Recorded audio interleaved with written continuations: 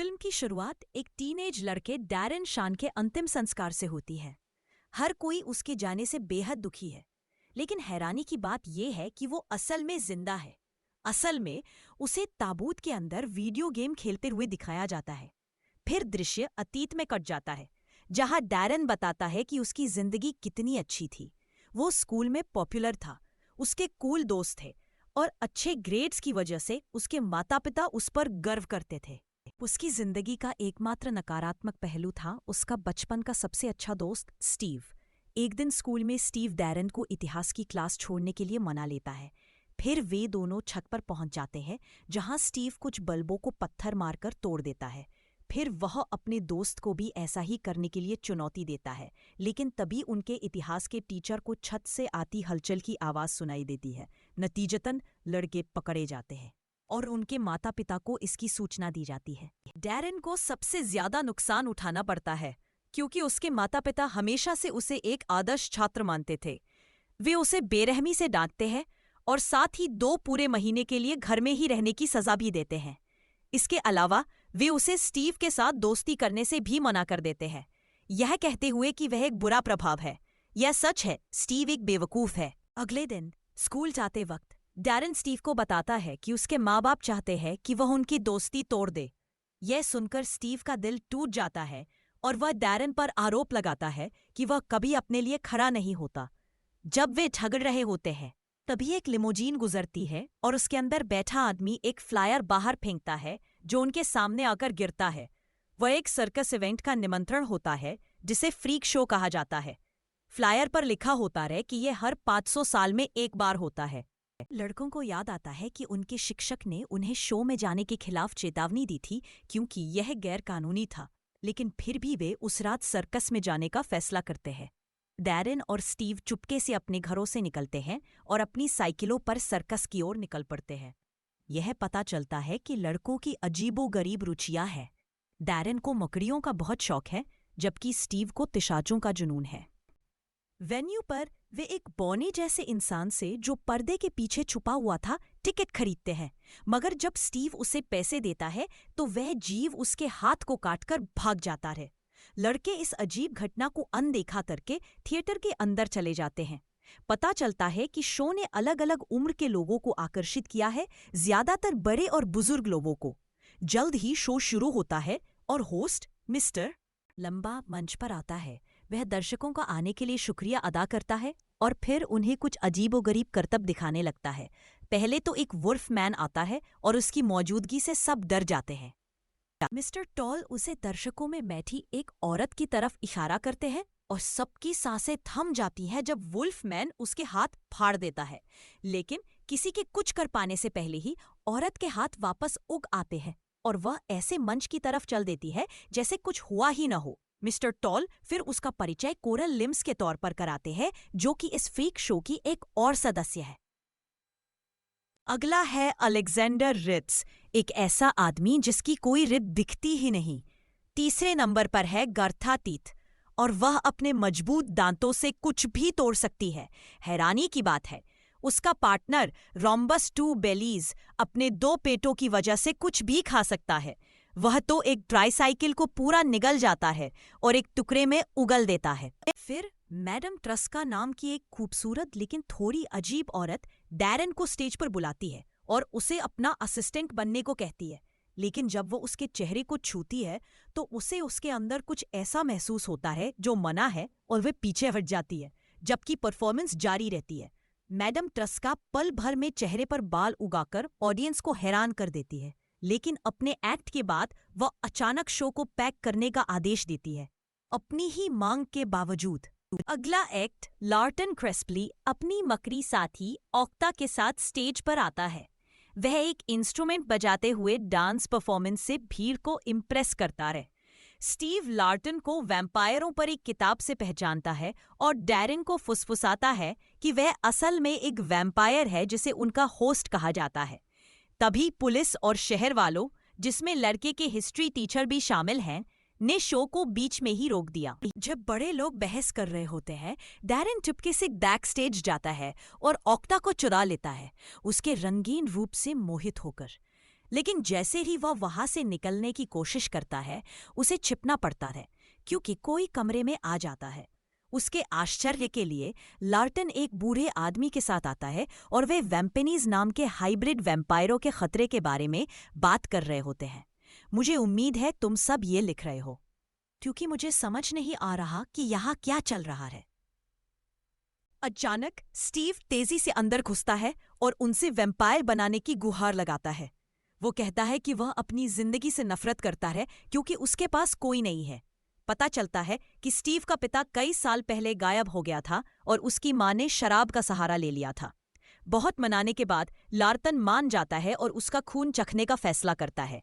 जैसे ही वह उसकी जीभ पर लगता है, वह स्टीव की दुष्टता महसूस करता है और उसे वैम्पायर बनाने से मना कर देता है, जिससे स्टीव गुस्से में वहां से चला जाता है। बाद में लार्टन को पता चलता है कि इसका मकड़ी गायब है। जांच शुरू करने से पहले ही डैरेन घबरा जाता है और भाग निकलता है। आखिरकार वह एक सड़क पर पहुंचता है जहां उसे वही कार उठा लेती है जो पहले थी। अंदर दो आदमी, मरलोट और मिस्टर टाइनी, उससे पूछताछ शुरू करते हैं, लेकिन जल्द ही पता चलता है कि उन्होंने गलत लड़के को पकड़ लिया है। उनका निशाना उसका दोस्त स्टीव था, इसलिए वे एरन को उसके घर छोड़ देते हैं, लेकिन इससे पहले कि वे उसे बताते हैं कि वे उससे संपर्क में रहेंगे। अगले दिन डैरेन ऑक्टा को स्कूल ले जाता है, अपने बैग में उसे सुरक्षित रखने के लिए।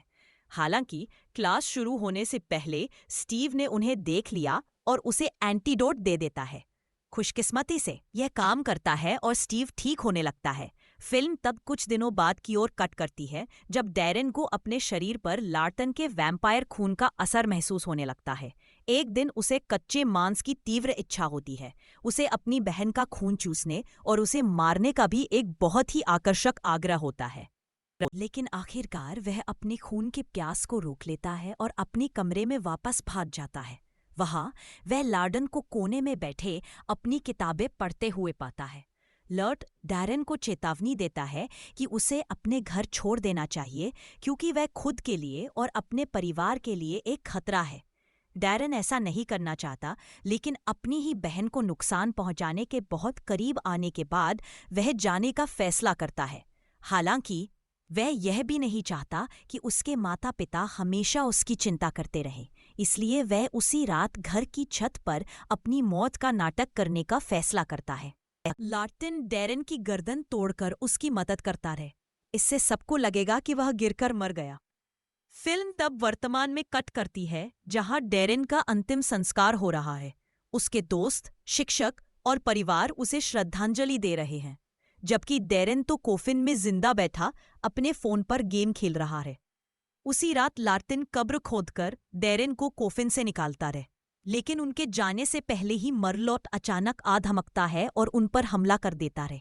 खैर, लार्टन उसे मार भगाता है और कुछ देर के लिए उसे काबू में कर लेता है।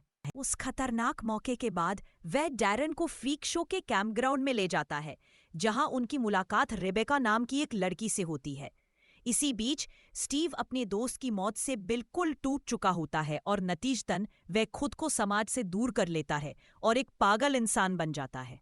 जब एक दिन दर्द बर्दाश्त से बाहर हो जाता है तो वह सब खत्म करने का सोचता है, लेकिन जैसे ही वह अनसोचा काम करने वाला होता है, मिस्टर टाइनी वहां आता है और उसे रोक देता है। वह बताता है कि वह स्टीव की दुर्भाग्यपूर्ण जिंदगी और वैम्पायर चीजों के प्रति उसके जुनून के बारे में जानता है। फिर वह उसे वैम्पनीज बनने का मौका देता है। पता चलता है कि टाइनी और मरलोट वैम्पनीज है और वे लार्टेन और दूसरों के उलट इंसानों की हत्या करके उनका खून पीते हैं। यह भी पता चलता है कि वैम्पनीज और आम वैम्पायर एक दूसरे के दुश्मन हैं और उनमें कभी सहमति नहीं होती। जैसे ही स्टीव ये सब सुनता है, मिस्टर अंगार टीनी अविश्वास में कुछ ऐसा खुलासा करता है जो सच में चौंका देने वाला होता है। वह आगे और भी हैरान कर देता है, यह कहकर कि डैरेन जिंदा है और एक दूसरी दुनिया में खुशहाल है, एक ऐसी हकीकत जिसका स्टीव हमेशा से सपना देखता था और जिसके लिए वह तरसता था। यह खुलासा स्टीव को इतना गुस्सा दिला देता है कि वह बिना किसी हिचकिचाहट के कार्रवाई करने लगता है। इसी बीच डैरेन फ्री कैंपग्राउंड में घुलने मिलने लगता है, दूसरों के साथ रिश्ते बनाता है। वह ट्रेनिंग शुरू कर देता है और दूसरों के कामों में मदद करने लगता है। एक दिन डैरेन अपने पुराने जीवन की तस्वीरों को देखता है और स्टीव को फोन करने का फैसला करता है। लेकिन इससे पहले कि वह ऐसा कर पाए, लार्टन आ जाता है और डैरेन से फोन छीनकर तोड़ देता है। उस रात मिस्टर टाइनी फ्री कैंप में लार्टन और मिस्टर टॉल से डैरेन के बारे में बात करने आता है और बताता है कि लड़के में अनोखी शक्तियां हैं। मिस्टर टाइनी चाहता है कि वह उन्हें सौंप दे, चाहे उनके बीच दुश्मनी ही क्यों न हो। मिस्टर टॉल ने डिप्लोमैटिक तरीके से कहा कि वह इस रिक्वेस्ट पर बाद में विचार करेंगे। लार्टन ने डैरेन को चेतावनी दी कि वह कैंप से बाहर ना निकले, क्योंकि उसके लिए यह सुरक्षित नहीं है। फिर उसने डैरेन को ट्रेनिंग देनी शुरू की ताकि अगर कोई मुसीबत आए तो वह खुद का बचाव कर सके। शुरुआत में डैरेन लार्टन पर एक भी वार नहीं कर पाया, लेकिन जैसे जैसे ट्रेनिंग आगे बढ़ी, उसके हुनर और ताकत बढ़ने लगे। इसी बीच मरलॉट स्टीव को एक वैम्पिनिस में बदल देता है, जिससे उसे जबरदस्त ताकत मिल जाती है। स्टीव और ज्यादा दुष्ट हो जाता है और उसका पहला शिकार कोई और नहीं बल्कि उसका इतिहास का टीचर होता है। तुमने मुझे एफ दिया, अब एफ का मतलब फैंग्स है। जैसे ही डैरेन को भूख लगने लगती है, उसे ताज़ा खून की तलब होने लगती है। इसका हल निकालने के लिए लार्टन उसे पास के एक खेत पर ले जाता है। वहां एक आदमी को बेहोश करके समझाता है कि वैम्पायर मारते नहीं, वे सिर्फ खून उधार लेते हैं। हालांकि भूख के बावजूद डैरेन खुद को खून पीने के लिए तैयार नहीं कर पाता, इसलिए वे कैंप वापस लौट आते हैं। इसके कुछ ही देर बाद अचानक से निर्दयी वैम्पेनीज द्वारा कैंप पर हमला होता है।